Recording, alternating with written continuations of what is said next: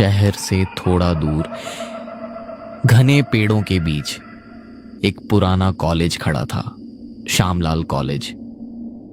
दिन में यहां सब सामान्य लगता, लेकिन रात होते ही पूरा परिसर डरावना सन्नाटा ओढ़ लेता। कई सालों से इस कॉलेज के बारे में अफवाह थी कि यहां रात 2 बजे कोई चलता है, कोई फुसफुसाता है और कभी कभी किसी के रोने की आवाज आती है। लेकिन आज कुछ स्टूडेंट्स इस अफवाह की सच्चाई जानने वाले थे। रोहन, आदित्य, नेहा और प्रिया, चारों ने उसी साल कॉलेज में एडमिशन लिया था। कैंटीन में बैठकर वे बातें कर रहे थे। नेहा ने धीरे से कहा, मैंने सुना है ये कॉलेज हॉन्टेड है। आदित्य हंस पड़ा। अरे यार, हर पुराने कॉलेज की यही कहानी होती है। प्रिया ने कहा, नहीं, मैंने सीनियर से सुना लाइब्रेरी की 3री मंजिल बंद है। रोहन ने पूछा, क्यों? प्रिया ने धीरे कहा, वहां किसी लड़की ने सुसाइड किया था। टेबल पर अचानक सन्नाटा छा गया। आदित्य ने कहा, अरे ऐसा कुछ नहीं है गाइस, ये सब अफवाह है। रोहन, ऐसा है तो चलो चलकर देखते हैं। चारों कॉलेज के पुराने विंग की तरफ गए। वहां एक बूढ़ा चौकीदार बैठा था। उसने अचानक कहा, अरे तुम इधर कहां चले जा रहे हो? इधर आना मना है, चलो जाओ यहां से। रोहन ने पूछा। क्यों बाबा? चौकीदार ने उनकी तरफ देखा। उसकी आंखों में डर था। यहां रात के समय वो वापस आती है। नेहा घबरा गई। कौन वापस आती है काका? चौकीदार ने फुसफुसाकर कहा, 3री मंजिल वाली लड़की। चलो छोड़ो, वापस जाओ और दोबारा यहां मत दिखना। हवा अचानक तेज चलने लगी। चौकीदार ने मना करके सभी को वापस भेज दिया। रात 9 बज रहे थे। आदित्य ने कहा, चलो आज रात 2 बजे कॉलेज में मिलते हैं। देखते हैं भूत है या नहीं। रोहन मुस्कुराया। मैं तैयार हूं। नेहा डर गई। पागल हो क्या?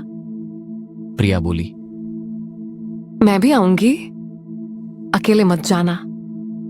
चारों ने फैसला कर लिया, आज रात वे कॉलेज में वापस आएंगे।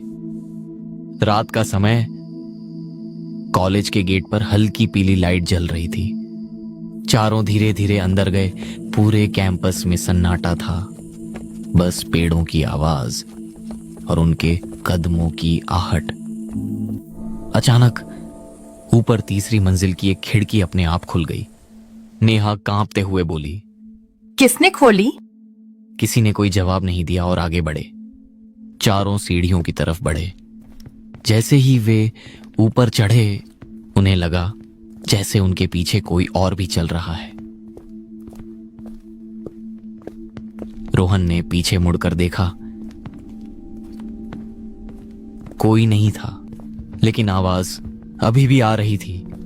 प्रिया ने रोहन का हाथ पकड़ लिया। मुझे अच्छा नहीं लग रहा रोहन। वे 3री मंजिल पर पहुंचे। पूरा फ्लोर धूल से भरा था। दरवाजे टूटे हुए, दीवारों पर अजीब निशान। अचानक एक क्लासरूम का दरवाजा धीरे से खुला। आदित्य ने कहा, कुछ नहीं यार, खिड़की दरवाजे हवा से हिल रहे हैं। लेकिन तभी अंदर से किसी लड़की के रोने की आवाज आई। नेहा डर कर बोली, ये कौन रो रहा है? चलो यहाँ से।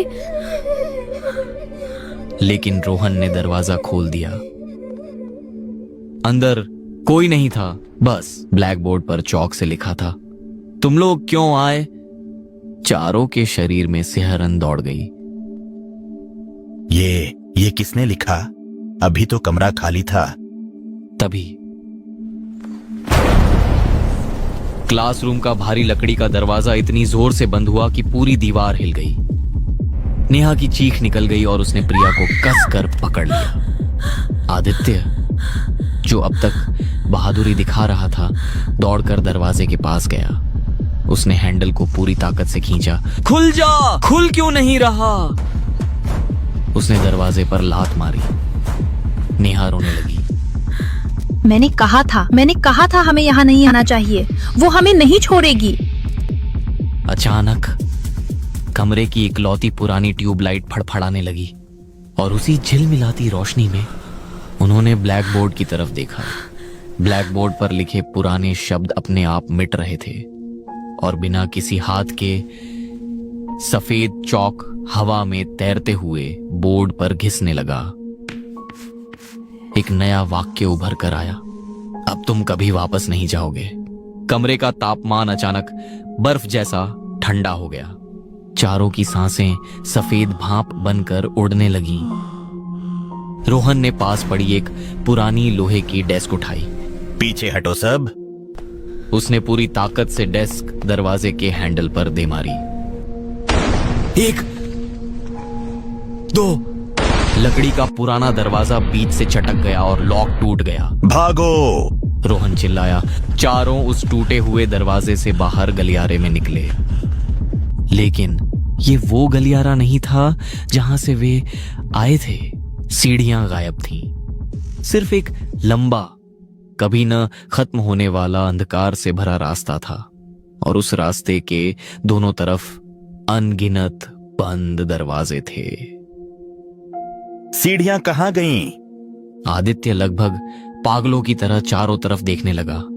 तभी उनके ठीक पीछे वाले बंद क्लासरूम से पायल की झंकार सुनाई दी। कदमों की आहट अब उनके बहुत करीब थी। नेहा ने रोहन का हाथ कसकर पकड़ लिया। रोहन, कोई आ रहा है।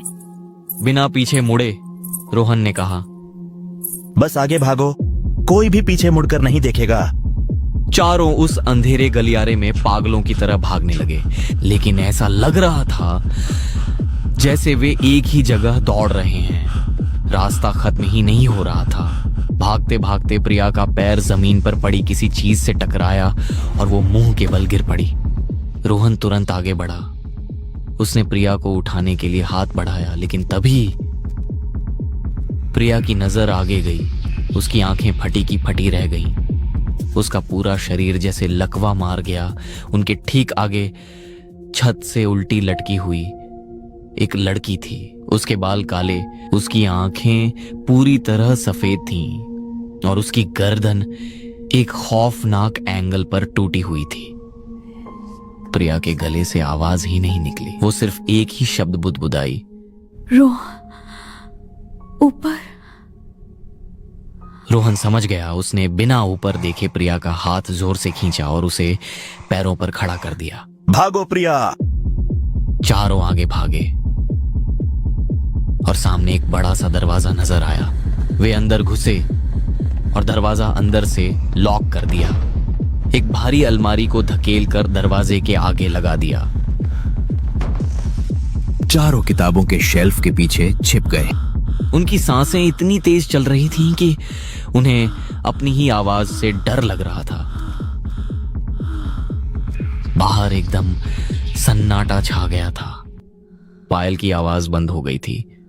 आदित्य जमीन पर बैठ गया और अपने बाल नोचने लगा। हम मारे जाएंगे यार, हम सब मारे जाएंगे। रोहन फुसफुसाया। चुप कर आदित्य, आवाज मत कर।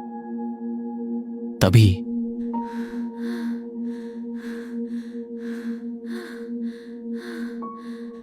नेहा की नजर एक पुरानी मेज पर गई।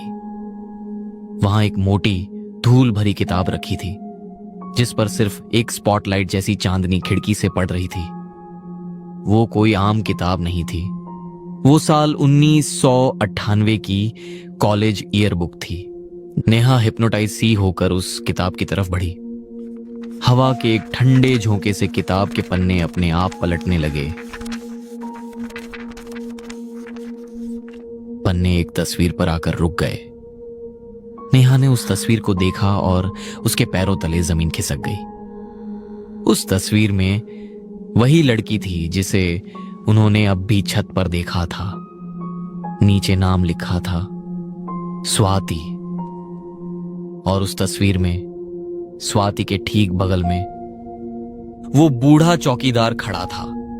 लेकिन इस तस्वीर में वो चौकीदार कोई गार्ड नहीं, नीचे उसका नाम लिखा था प्रिंसिपल दीनानाथ। नेहा के हाथ से किताब छूटकर जमीन पर गिर गई। नेहा की आवाज कांप रही थी। रोहन, वो काका वो चौकीदार नहीं है, वो इस कॉलेज का पुराना प्रिंसिपल है। इससे पहले कि कोई कुछ समझ पाता, लाइब्रेरी के बाहर उसी चौकीदार की खुरदुरी आवाज गूंजी। मैंने कहा था ना बच्चों, इधर आना मना है। और उसके साथ ही दरवाजे पर लगी भारी अलमारी किसी अदृश्य ताकत से हवा में उड़ी और दूर जा गिरी।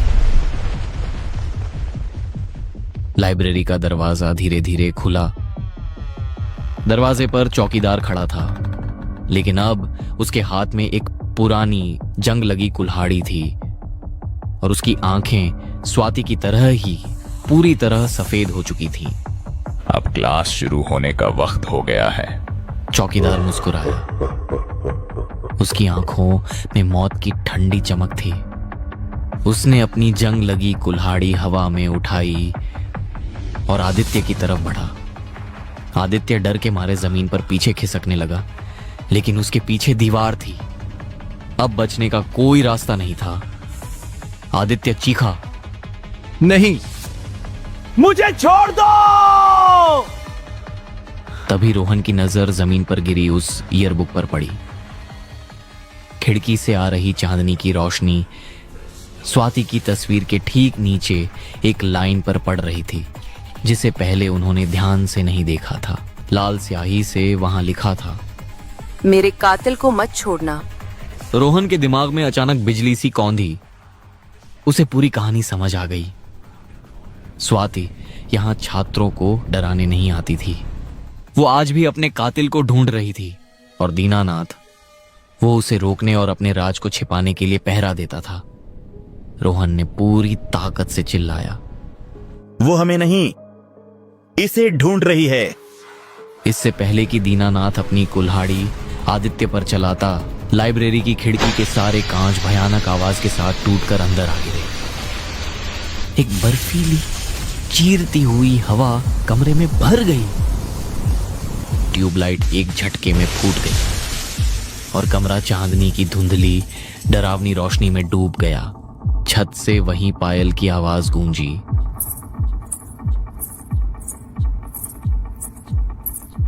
लेकिन इस बार वो आवाज उनके लिए नहीं थी।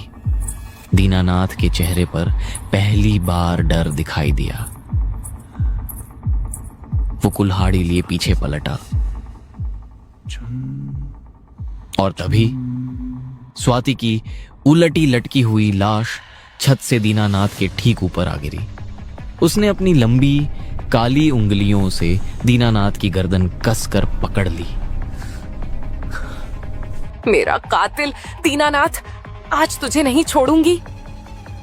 उसकी भयानक और गूंजती हुई आवाज से पूरी लाइब्रेरी कांप उठी। दीनानाथ के हाथ से कुल्हाड़ी छूटकर जमीन पर गिर पड़ी। वो दर्द से चीखने लगा। स्वाति और दीनानाथ के बीच खौफनाक हाथापाई शुरू हो गई। उनके टकराने से लाइब्रेरी की भारी अलमारियां ताश के पत्तों की तरह गिरने लगीं। रोहन ने चिल्लाकर आदित्य को खींचा, यही मौका है, भागो। चारों टूटे हुए दरवाजे से बाहर गलियारे में भागे।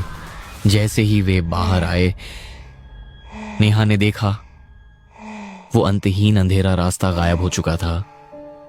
सामने पुरानी जानी पहचानी सीढ़ियां दिखाई दे रही थीं।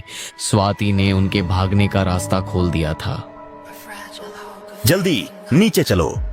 वे पागलों की तरह सीढ़ियां उतरने लगे। पीछे ऊपर से दीनानाथ की दिल दहला देने वाली चीखें और स्वाति की भयानक दर्द भरी हंसी पूरे कॉलेज में गूंज रही थी। वे दौड़ते हुए कॉलेज के मेन गेट से बाहर निकले और सड़क पर आकर गिर पड़े। उनकी सांसें उखड़ रही थीं। कपड़े धूल और पसीने से सने थे, घुटने छिल चुके थे। उन्होंने पीछे मुड़कर कॉलेज की तरफ देखा।